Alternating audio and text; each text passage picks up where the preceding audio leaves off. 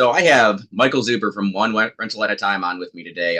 This has been someone that has been a role model to me and has helped me so much throughout my real estate journey.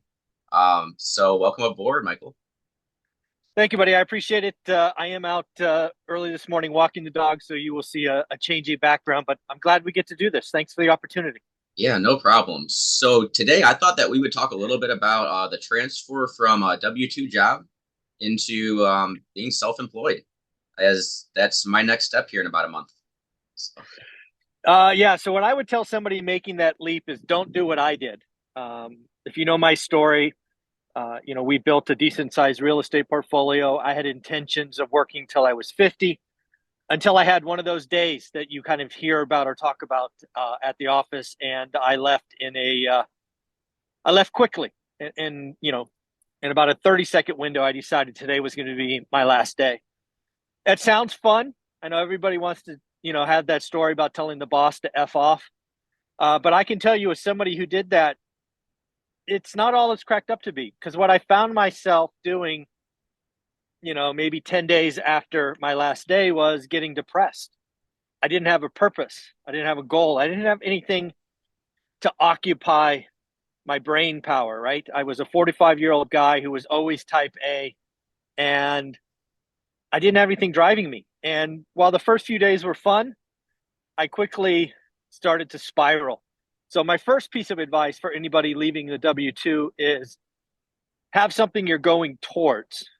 It doesn't have to be a full-time job. That's the key. What I have found now, and I'm wildly happy, is if I can just commit 2 hours a day, 5 days a week to kind of trying to move something forward, that's enough.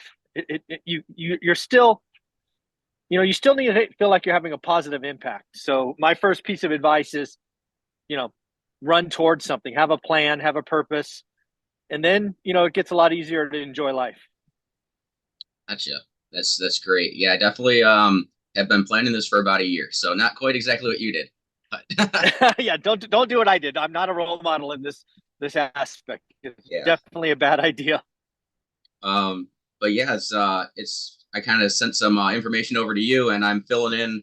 You still there? Got it froze up a little bit right now. Do I still have you? Yeah. Okay, there Sorry, you I go. can hear you.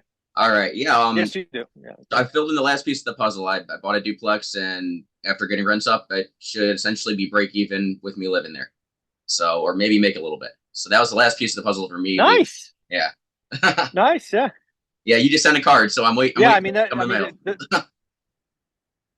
There you go. Yeah. The power of house hacking is, one of the few financial regrets I have is I wish I did that when I was 20. It would have changed my life forever. Hacking something at 20, live in one unit, have the tenants pay the other three. Um, yeah, I love it. Take your largest expense other than taxes and, reduce it, if not cut it to zero. Extremely powerful. Yeah, definitely. So are you in California or Vegas right now? California. Yeah, we Okay, head back in a few days. awesome. Yeah, definitely looking forward to your event here in gosh, about a month. Yeah, it's like 41 days, I think. Yeah, that's it's crazy. A long time coming. Yeah, it was about 3 years in the making. Kind of that celebration of hitting a major milestone. So, yeah, I look forward to it. Really happy. We got 21 millionaires coming. We have a lot of the guests on the channel coming, and we've got 300 ORAT fans coming, plus probably 100, maybe 150 virtual. So it could be a big party. Yeah, it's definitely gonna be a party, and we're doing good things for the community there with where we're doing it, right?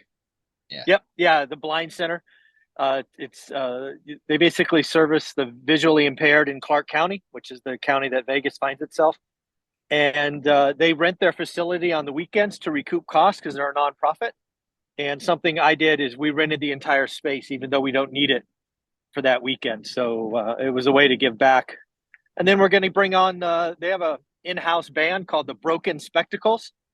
I'm paying for them to put on a concert, at the end of day one. So every chance I got to give back, we did.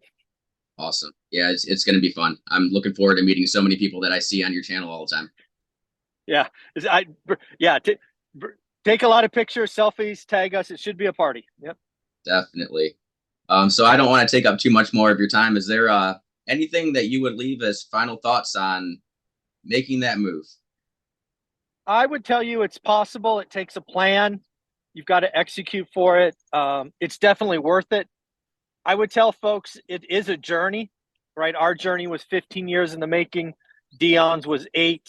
It's somewhere between 6 and 15. It's possible. It's worth it.